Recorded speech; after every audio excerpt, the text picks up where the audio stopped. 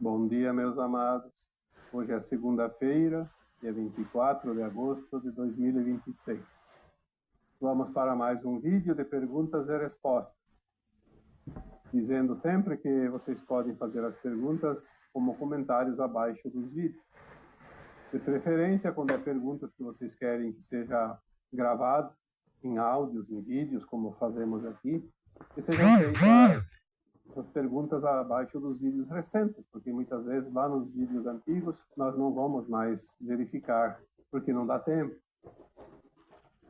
As únicas questões, perguntas e comentários que podem ser feitos nos vídeos antigos e que realmente eu posso ver são aqueles feitos pelos membros do canal, porque aí eles aparecem para mim em tempo real sempre.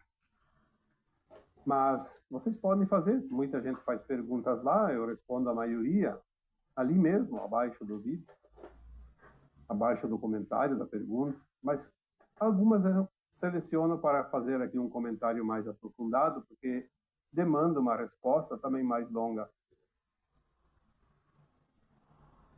Então vamos aqui para a primeira pergunta de hoje. Como devo fazer o Evangelho no lar? Teve um vídeo ali há poucas semanas que nós falamos que sempre que você faz o Evangelho no lar, nós temos uma egrégora de seres multidimensionais que vêm fazer limpeza no lar, na casa, nas pessoas, vêm harmonizar, porque é um momento de grande elevação energética. Uma frequência mais elevada atrai almas mais elevadas. O Evangelho no lar, ele não precisa ser feito todos os dias e nem precisa reunir muita gente, pode ser algumas pessoas que se disponham até fazer também até de forma individual. Eu prefiro fazer o Evangelho no lar acompanhando o livro O Evangelho segundo o Espiritismo, de Allan Kardec, porque é mais fácil de compreender, é mais fácil de interpretar e de comentar. Ele é muito fácil de compreender porque ele não é tanto metafórico como é, por exemplo, a Bíblia. O Evangelho conhecido do Novo Testamento, o Antigo Testamento. Então, o Evangelho segundo o Espiritismo é um livro de fácil leitura, fácil interpretação, e é bastante recomendado, mas você pode fazer também o Evangelho no lar com qualquer outra leitura. Se você prefere a tua Bíblia, faça através dela. Se você prefere através de uma leitura qualquer, que tenha cunho espiritual. Enfim, a escolha é sempre de quem vai fazer o Evangelho no lar. Eu daria como sugestão uma fórmula que eu adotei há muito tempo, e eu fiz não sei quantos anos, mas aquele livro, O Evangelho no Lar, do Allan Kardec, eu passei ele 2 vezes, da primeira página até a última. E não é necessário mais que uma página cada vez que vai fazer. Pode ser uma página, pode ser 2, mas não faça muito longo para não cansar, não perder o teor do que está escrito. Pode fazer até com um capítulo apenas, um parágrafo, meia página. Mas o ideal é escolha lá um pedacinho onde ele tem um tema e faça dentro daquele tema. Antes que mude o tema, faça daquele tema. Então pode ser uma parte de uma página ou uma página. Faça primeiro a leitura e depois os comentários. Se está fazendo sozinho, então vai apenas fazer uma reflexão. Tem uma preparaçãozinha que sempre é bom. Qualquer coisa que se faça, quando vai se elevar a consciência, quando vai se elevar o espírito, como se diz, é bom fazer uma preparaçãozinha. Faça uma meditaçãozinha de 1 minuto, 2, conecte os teus guias espirituais consigo, que faça um propósito de entender a espiritualidade, de entender quem somos de verdade e entender o que está escrito lá naquele texto que vai ser lido, e que você tenha, então, o entendimento e o aprendizado, porque é para isso que estamos aqui encarnados. Essa também a proteção pode ser para Arcanjo Miguel ou a sua equipe arcangélica, ou então quem tem outras maneiras de entender, quem é da Umbanda pode pedir para os caboclos, os pretos velhos. Quem é católico pode pedir também para São Jorge. Enfim, essas almas que são considerados nossos protetores, guerreiros, para que eles façam a proteção. E que no final a equipe de limpeza faça a limpeza energética, porque sempre mexe com limpeza. Quando você faz qualquer coisa mais profundamente na linha espiritual, se mexe com sombras, energias, memórias. Então é importante que você peça também a limpeza no final. Então pedir a proteção e a limpeza. E confiar, porque existe uma proteção muito maior do que podemos imaginar. Quando se faz o Evangelho no lar, a limpeza não é só do ambiente que você está, mas de toda a casa. É importante que se faça uma programação. Eu adotei quando eu comecei, naquele tempo, que eu não sei que ano foi, mas faz muito tempo. Eu determinei na época as quintas-feiras, de noite, num horário que eu sempre estava já livre. Então eu escolhi quintas-feiras às 10 horas da noite. Era o horário que eu fazia. E o Evangelho não precisa ser feito muito longo. A leitura curta e a reflexão também curta. Pode ser 10 minutos, 15 minutos, mas que não passe de meia hora, porque se passa muito tempo, cansa. E se cansa, a pessoa começa a desistir.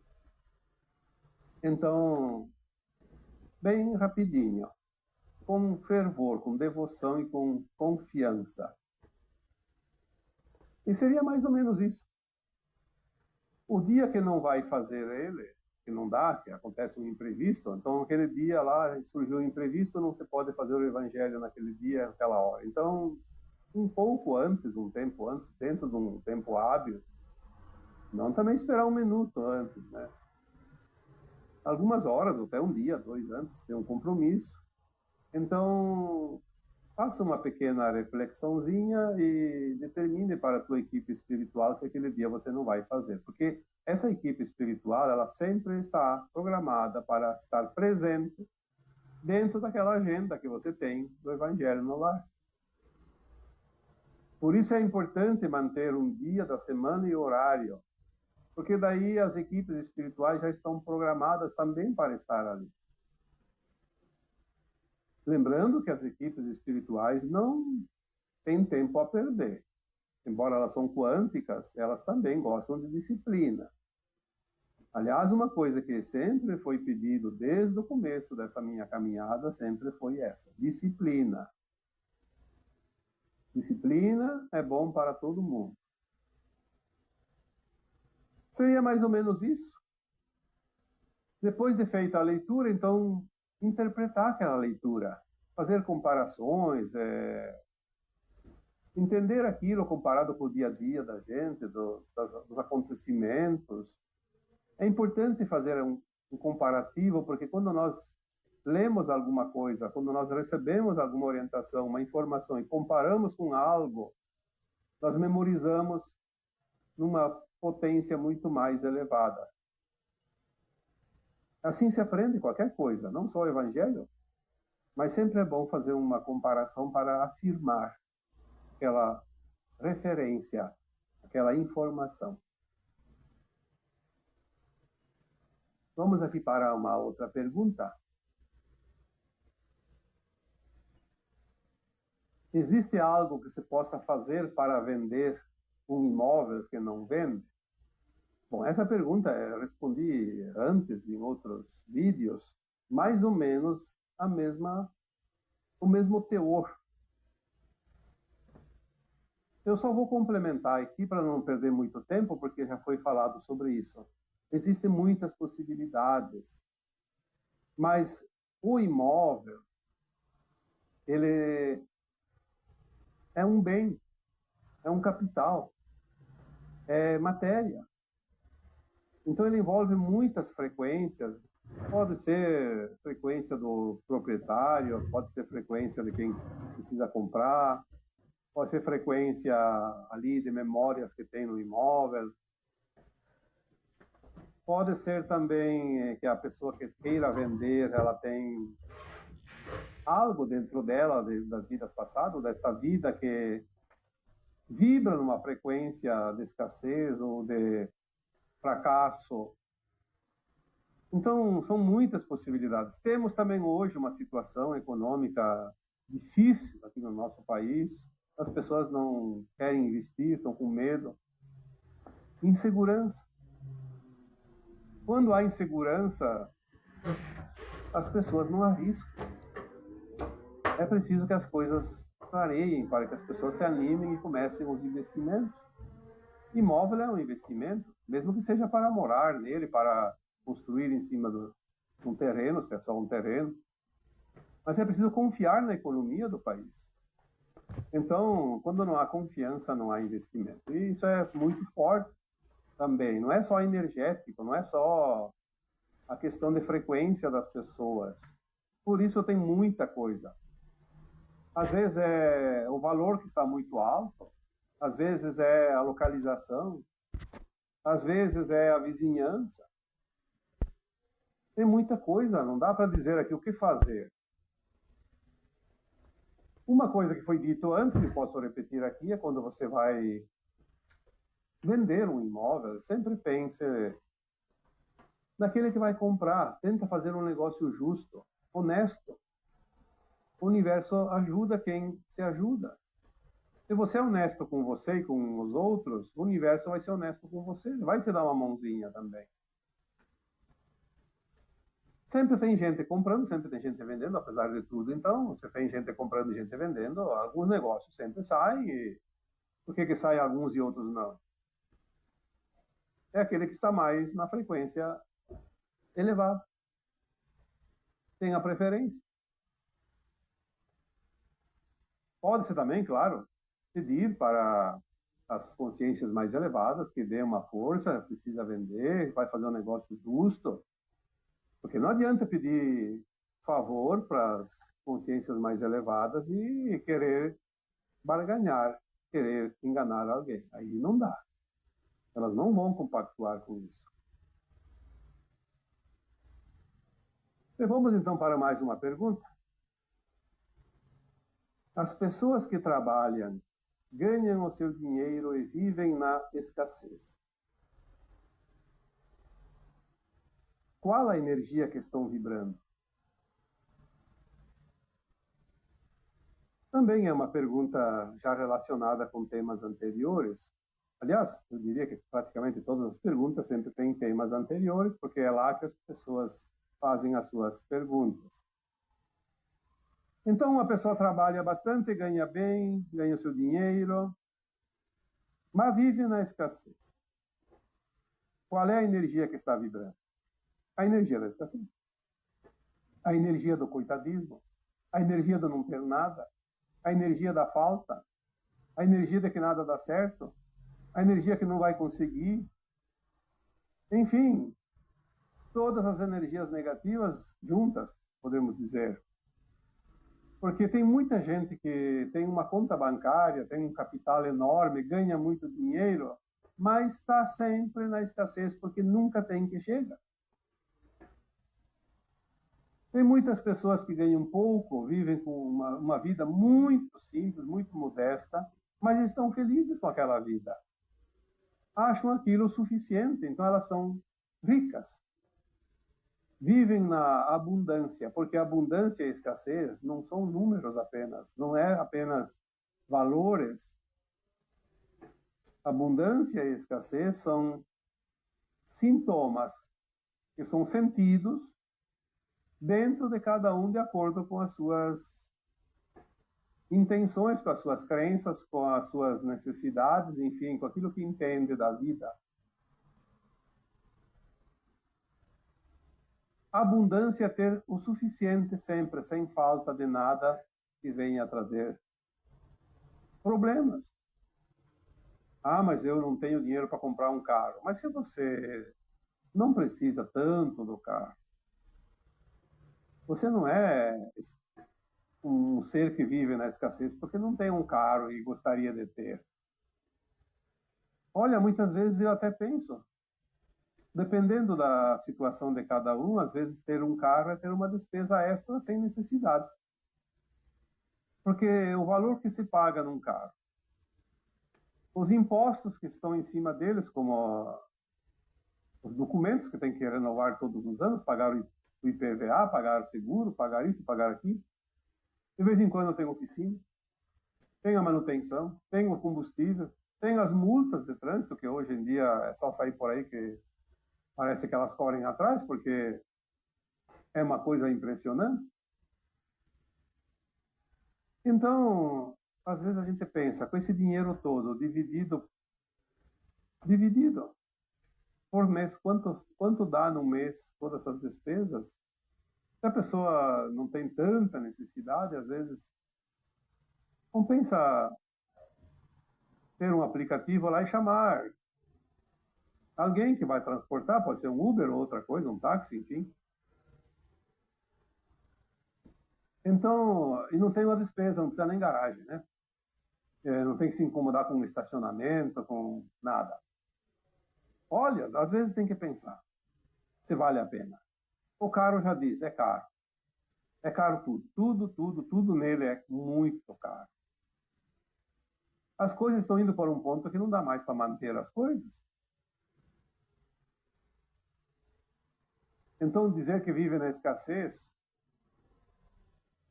porque não tem dinheiro, nem sempre é uma escassez. Tem muita gente rica que vive realmente a escassez. São infelizes, porque não conseguem mais.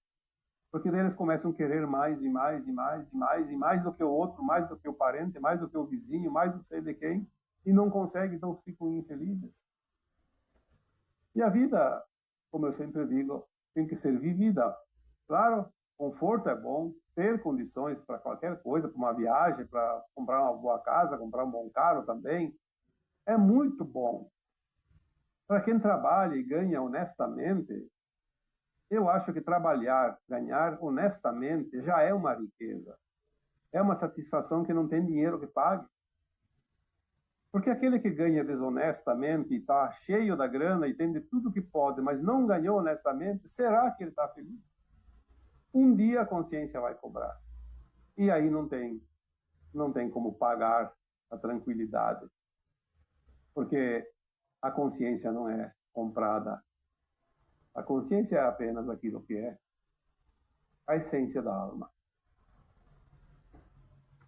Então é difícil você colocar um parâmetro para dizer o que é escassez e o que é abundância. Porque para cada um tem uma linha, um gráfico diferente. Vamos para mais uma pergunta. No além-túmulo, seguir ou não seguir o túnel de luz? É outra pergunta aqui que já foi debatido muitas vezes. Eu vou fazer mais dessa vez essa pergunta porque acredito que ainda tem gente que não entendeu esse procedimento no além-túmulo. Ah, tem gente que diz que não pode pegar o túnel de luz porque leva para a roda de Sansara. Primeira coisa, as pessoas que ficam discutindo qual é a opção que pode escolher depois do desencarne da alma, eu digo que não entendem nada da vida e da roda de Sansara, provavelmente dita, das roda das reencarnações. Porque veja bem, você tem todos os dias, todas as horas, o livre-arbítrio para decidir o que você quer ou não quer fazer enquanto está encarnado. Quando a alma desencarna, ela não tem mais essa escolha, porque ela vai seguir uma frequência que ela criou durante a sua encarnação. Ela não tem que decidir se vai pegar o túnel de luz, se não vai pegar o túnel de luz, se vai para cá, se vai para lá. Ela vai aonde ela é atraída por atração magnética, por frequência. O túnel de luz existe no além-túmulo, eu já disse aqui tantas vezes, porque nós temos o umbral. O umbral é a quarta dimensão, onde a alma vai depois do desencarne, e ela é dividida em vários andares, vamos colocar assim para ficar mais fácil. Mas tem uma parte baixa, uma parte média e uma parte alta do umbral. Então, os andares mais baixos, chamado de umbral baixo, é onde fica as almas mais duras, endurecidas, mais pesadas. Elas não saem dali. Ela desencarna e fica ali, está aqui perto da crosta, perto dos encarnados. Por isso os espíritos malignos atacavam tanto os encarnados, porque eles estão ali vivendo junto. A alma, quando desencarna, ela tem que passar por ali para subir. Porque o umbral baixo está acima das nossas cabeças, rente à crosta da Terra. A alma precisa passar pelo umbral grosso, que é escuro, cheio de trevas, cheio de almas perversas. E para ter essa segurança, existe um túnel de luz, é um túnel energético, na verdade. Dá a impressão que é luz, porque aquela luz ela protege. É como se fosse um túnel de verdade. Quem passa no túnel de luz, a alma que passa ali, ela vê todo o umbral ao seu redor. Ali ela vê realmente o inferno. Ela precisa estar protegida. Porque se ela vai para os andares mais elevados, se ela vai para as colônias espirituais, tanto é que as almas que estão nas colônias espirituais, que vêm aqui prestar auxílio aos encarnados, elas não podem vir sozinhas e desprotegidas. Elas sempre tinham meios de transporte e proteção de equipes guerreiras para defender as ameaças. As colônias espirituais que estão no umbral médio têm fortificações, têm armas para se defender das trevas, porque as trevas não respeitam os limites. Quem respeita limites são as almas mais elevadas. As mais perversas nunca respeitam. Quando elas atacam as colônias espirituais, existe lá, quem lê os livros psicografados, obviamente, sabem, entendem um pouco, quem trabalha com o contato com essas almas no além-túmulo também recebe essas informações. As colônias espirituais têm a proteção, lá eles usam armas que não são armas de verdade, são energias. Por isso eles chamam de a chama violeta do fogo sagrado, porque queima, é uma energia. Quando é disparado aqueles raios de chama violeta do fogo sagrado, as trevas fogem, porque elas sentem. É como se fosse um chicote. Então é preciso entender que o túnel de luz é apenas uma passagem. Você não quer pegar o túnel de luz, que eu acho que isso não é opção, porque não vai ter essa opção. Ou você pega ou não pega, não porque você opta, é porque você trabalhou aqui enquanto encarnado para seguir adiante ou ficar preso ali. Então você, não indo para o túnel de luz, obviamente vai ficar no inferninho, lá na escuridão. Umbral baixo. Claro que agora também tudo está mudando e esse umbral baixo está praticamente vazio. Você tem algumas almas ali, são aquelas que desencarnam agora, ficam ali por algumas horas, alguns dias, mas não vão mais seguir por muito tempo como antes. Então as coisas estão mudando agora. Já falamos sobre isso também. E vamos para mais uma pergunta. Uma pessoa correta, boa, justa e de bom coração, mas não acredita em Deus, como vai ascensionar? É mais uma das perguntas que precisamos ter aqui um pouco de paciência, porque já foi falado tanto, que acreditar em Deus, ter conhecimento, ser letrado em conhecimento da vida e do além-túmulo, não significa nada se a alma, enquanto está encarnada, pratica o mal. Acreditar num Deus ou não acreditar, ter uma religião ou não, ser ateu, isso não existe no além-túmulo. Isso é coisa da terceira dimensão de consciência limitada. É claro que é bom acreditar em alguma coisa para ter motivos para se comportar, pelo menos. Mas aqui a pergunta diz se a pessoa é correta, boa, justa e de bom coração. Bom, se ela tem esses predicados, então pode ser um ateu, não acreditar nem que exista vida após a morte do corpo, pode não acreditar em nada. Se ela tem esses predicados, ela está apta a ascensionar, porque ela está com o véu do esquecimento agora e não sabe das coisas, mas ela já sabe se comportar.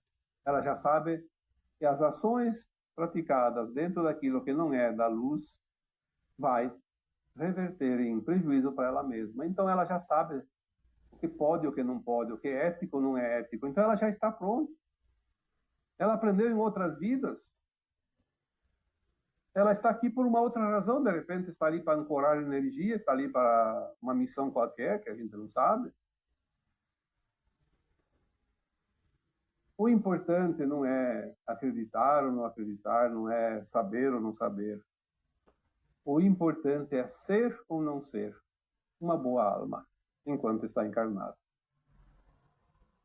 Porque o céu e o inferno é aqui. A alma, sempre que ela pratica o bem, ela volta com bônus. E toda vez que ela pratica o mal, enquanto está encarnada, ela volta com o ônus, o resgate necessário. É tudo que precisamos compreender. E compreender que agora estamos no final dessa caminhada e tudo vai mudar. Vamos para mais uma pergunta. Como lidar com crianças na faixa de 7 ou 8 anos que não estão se encaixando no sistema atual de ensino? Será que terão tempo de chegar ao novo sistema sem maiores traumas e sofrimentos? Muitas vezes as pessoas me perguntaram como lidar com essas crianças de hoje. E eu já disse sempre a mesma resposta. As crianças de hoje têm muito mais para nos ensinar do que para aprender. As crianças hoje têm mais para ensinar os adultos do que os adultos às crianças. É óbvio que tem coisas que a criança precisa dos adultos, elas ainda não estão prontas para ter o livre-arbítrio e decidir a sua própria vida. Mas tem coisas que elas nos ensinam. Elas são muito sábias, elas têm um conhecimento muito grande dentro delas. Elas lembram até de vidas passadas, basta que a gente tenha uma conversa franca com elas. Não ficar debochando, não ficar duvidando, porque elas se retraem e não contam mais nada. Aqui fala especificamente da escola. Como lidar com essas crianças de 7 a 8 anos que não estão se encaixando no sistema atual de ensino? Por que elas não se encaixam no sistema atual de ensino? Porque esse sistema atual de ensino, em pouco tempo, vai desaparecer. Elas sabem disso. Elas já vieram um pouquinho adiantadas e elas não estão interessadas nisso. Aliás, não é só na escola. É no dia a dia também, em casa, fora de casa. Lembre-se que as crianças têm muito conhecimento. Hoje elas já vêm prontas para o final da transição planetária. Elas não querem perder tempo em algo que elas sabem que não vai existir ali adiante. É claro que aqui falamos de um modo geral, porque tem casos e casos. Mas, de um modo geral, sim, essas crianças elas não vão se encaixar nesse sistema de ensino atual. Não adianta insistir. Aliás, tem que cumprir agenda apenas.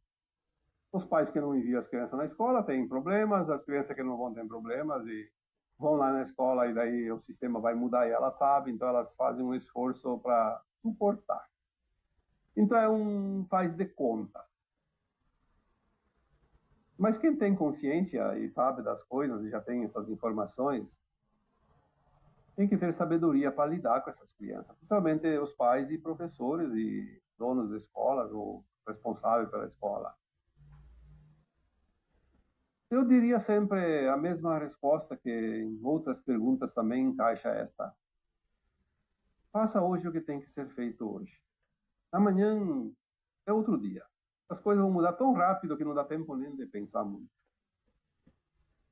Se hoje tem que ir para a escola, vai para a escola.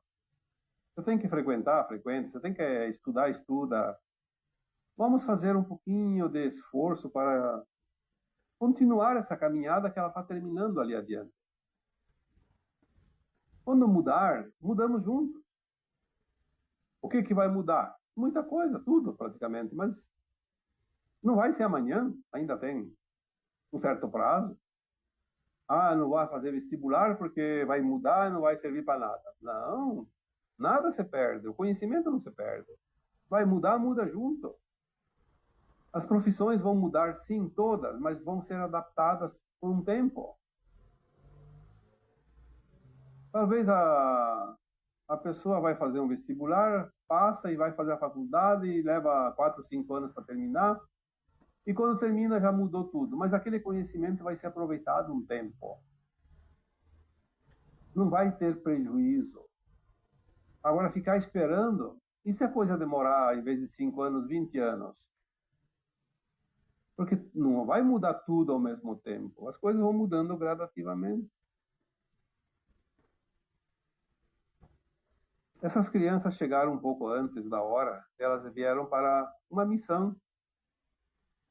E essa missão não vai depender dessa escola, mas é preciso ter paciência. Tanto por parte dos pais como dos professores, ter um pouco de paciência. Muitas se revoltam porque são cobradas, é exigido coisa que elas sabem que não é necessário. Então elas ficam incomodadas, então elas reagem. Muitas reagem, inclusive, com ira, com violência, porque é uma agressão cobrar demais coisas que elas sabem que não precisam. Elas têm essa sabedoria, elas têm essa consciência, mesmo que são crianças. Aí diz assim, será que terão tempo de chegar ao novo sistema sem maiores traumas e sofrimento? Eu digo que elas já estão no novo sistema. E elas não vão ter traumas e nem sofrimentos quando chegar a hora delas agirem. Elas têm sofrimento e traumas agora. Quando são cobradas coisas que elas não querem, sabem que não precisam. Só que elas não sabem se defender, então elas reagem da forma que elas conseguem. Chorando, reclamando, teimando, se revoltando também. Mas tudo tem o seu tempo. E aqui para a última pergunta, é uma coisa que não vai levar muito tempo, porque a resposta também não é preciso alongar demais. Crise de pânico pode ser causada por obsessores? Tinha muita crise de pânico que tinha, sim, obsessores, até pouco tempo. Mas como os obsessores também foram já levados, existem alguns casos, sim, mas são mais raros agora. A crise de pânico ela não tem nada a ver com o obsessor, de um modo geral, ela tem relação com os traumas vividos pela própria alma encarnada. O pânico é um medo fora do controle. E medos, nós já falamos tanto aqui. Os medos são coisas daquilo que nós já conhecemos, já vivemos. Nós não podemos temer algo que nós não conhecemos. É impossível. Vai ter medo de uma coisa que você nem sabe que existe, ou nunca viveu. Você só tem medo daquilo que você tem dentro de você, registrado como medo, como trauma. Algo que te fez sofrer. Então você tem medo de passar de novo, mas você não lembra, não sabe, então você acha que vai acontecer e não vai. O pânico é o extremo desse medo. São situações onde a nossa consciência acessa um conjunto de energia, de medo tão grande que ela acha que não vai conseguir superar. A crise de pânico é tão terrível que ela faz com que a pessoa fique paralisada, não tem ação. Às vezes dá a impressão que é um obsessor, mas não é. Embora tinha alguns casos, e possa acontecer ainda, vamos dizer que não se preocupe. O trauma já é um obsessor que vem com a gente, ele está dentro de nós, porque ele nos acompanha de outras vidas. É uma vivência, um registro. É claro que poderíamos dizer, sim, é um obsessor, porque é uma memória, mas não é verdade, então não vamos dizer que é um obsessor. É uma lembrança dura de algo vivido, sofrido, e que estamos levando para a consciência, porque ele está lá no subconsciente. A consciência é luz. Quando levamos para a consciência, nós iluminamos. Ah, então é isso. Ah, então eu tenho medo disso porque eu já vivi. Se eu já vivi, não vou passar mais. Então agora eu não tenho que temer mais, porque agora compreendi. Compreendeu e iluminou. E dissipou. Claro que não é de uma hora para outra, né? De um dia para outro. Leva algum tempinho, curto. Depende do esforço de cada um. Mas dá para fazer a volta, sim, e eliminar os medos, porque os medos são coisas nossas, pessoais. O medo não vem de fora, ele está dentro. E se está dentro, nós temos que removê-lo. E a única forma de remover é o entendimento, a compreensão.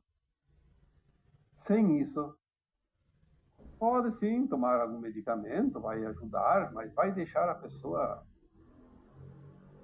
uma outra forma de não reação, porque você está meio que dopado por um medicamento, também não tem muito o que fazer. Então, o bom seria trabalhar, se for necessário, sim, alguma medicação para não sofrer demais, porque ninguém merece também passar por crise de pânico, mas tentar, principalmente, entender o porquê, quais as causas e saber que aquilo já foi vivido e não precisa viver mais. É apenas uma limpeza, uma iluminação do nosso subconsciente. E agora eu vos deixo com o meu abraço de luz em cada um de vocês.